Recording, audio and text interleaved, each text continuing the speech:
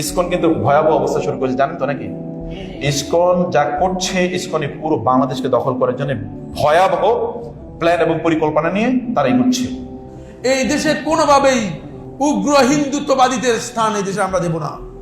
সরকার বাহাদুরের কাছে আমাদের স্পষ্ট বক্তব্য, তাদেরকে তদন্তের মাধ্যমে শাস্তির আওতায় এনে তাদের জন্য যে ব্যবস্থা নেওয়া দরকার সে ব্যবস্থা নিতে হবে।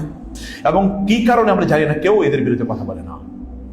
এতটা প্রভাবশালী, এতটা শক্তিশালী ওরা। এই গোটা বাংলাদেশকে একটা হিন্দুত্ববাদী, ওদের একটা বড় একটা গ্রেটার ওদের ম্যাপ আছে।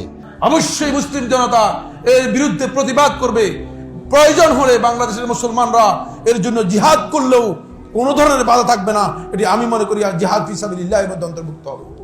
হিন্দুত্ববাদী দিয়ে গোটা বাংলাদেশ সহ এই বাংলাদেশ, ওই পাকিস্তান, ওইদিকে শ্রীলঙ্কা, ওইদিকে নেপাল এবং ওই ওয়েস্ট ইন্ডিজ পর্যন্ত গোটা অঞ্চলকে নিয়ে ওদের একটা রাম রাজ্য প্রতিষ্ঠা করবে, এটা একটা পরিকল্পনা আছে। এই পরিকল্পনার অংশ হিসেবে ওই যে ওরা বিভিন্ন মসজিদগুলো এখন ভাঙছে, দেখেন না?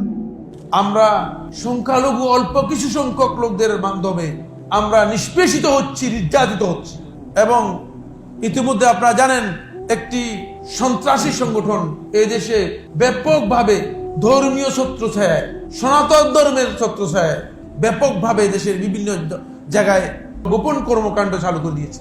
আপনারা জানেন যে টঙ্গীর একজন ইমাম সাহেবকে অপহরণ করে নিয়ে গিয়ে তাকে হত্যা করার জন্য চেষ্টা করা হয়েছে এবং তাকে নির্মমভাবে তার উপর আক্রমণ করা হয়েছে, তাকে আঘাত করা হয়েছে, এমনকি মেয়েদেরকে পর্যন্ত দর্শন করা হচ্ছে। অতএব এটা একটা ভয়াবহ সন্ত্রাসী সংগঠন। এই সন্ত্রাসী সংগঠনের বিরুদ্ধে আপনাদেরকে কথা বলতে হবে যদি দিনকে বাঁচিয়ে রাখতে চান। আল্লাহ সুবহানাহু ওয়া তাআলা আমাদের সবাইকে দ্বীনের উপর দায়েম এবং কায়েম থাকার তৌফিক দান করুন। আল্লাহুম্মা আমিন।